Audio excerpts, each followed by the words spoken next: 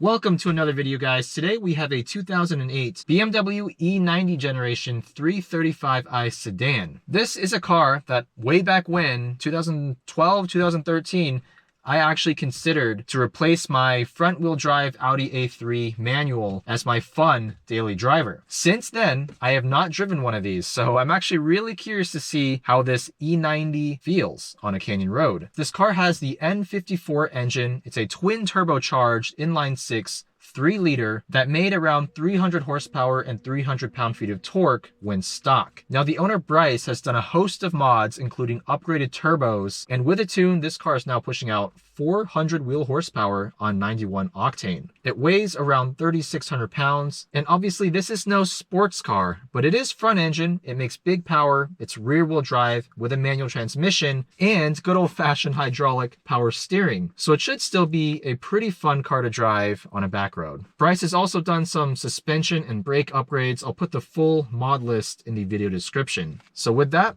let's see how this thing drives. 141,000 miles, and this thing is apparently still running strong. Very simple and classic BMW interior. Well built, still looks fresh today, but it does have a slightly sticky feel to all of the softer touch points of the interior, something that's very characteristic of BMWs from this era. These N54 engines are well known for their ability to make big power when tuned. So let's see how 400 horsepower at the wheels feels in a BMW family sedan.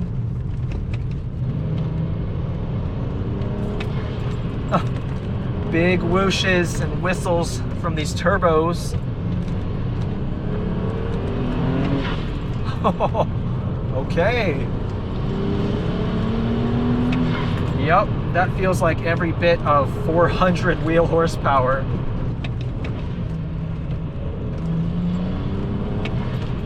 Wow, this thing feels like an absolute sleeper. Very unassuming from the outside. When you put your foot down,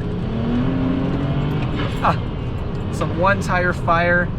This 335i does not have the limited slip differential, so it is going to be quite traction limited out here. Pretty light steering, but decent feedback from this hydraulic rack. Lots of mid-range torque. The turbos really spool up pretty quickly above 3,000 RPM, but there is some lag below that. Love the blow-off valve noise. Easy to heel toe.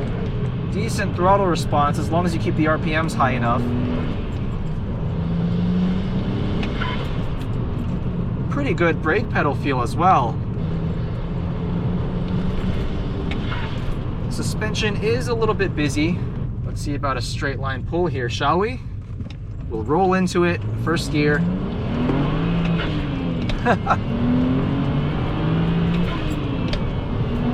Oh my god. This thing's hilarious. Surprisingly, it has a reasonable amount of traction for an open diff, fairly heavy sedan, pushing out 400 wheel horsepower.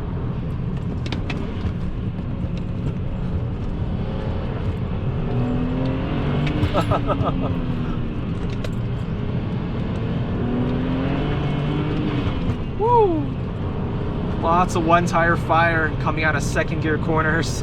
There's no way around that. This car really could benefit from an LSD.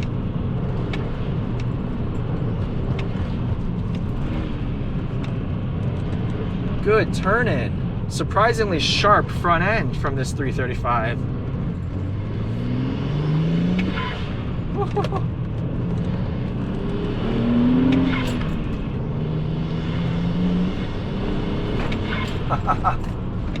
Busy over the bumps. The suspension definitely could be improved with some proper dampers and spring rates. Busy day out here in the canyons. I guess everyone's just trying to look at the snow on these hilltops.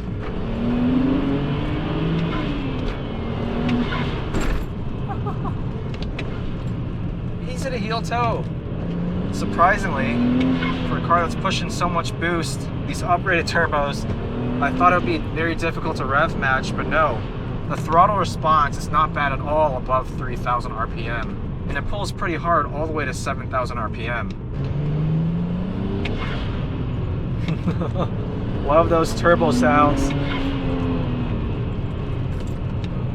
Pretty good turn in.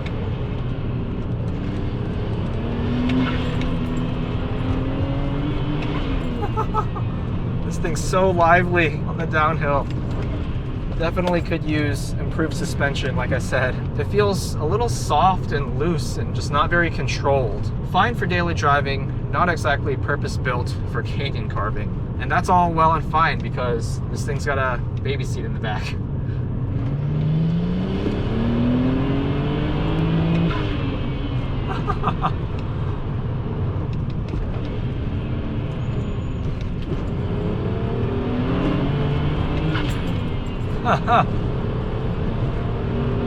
If the suspension was more compliant, I'd have more confidence to put my right foot down for a longer period of time. But as it stands, this thing's just a little bit too busy over the bumps.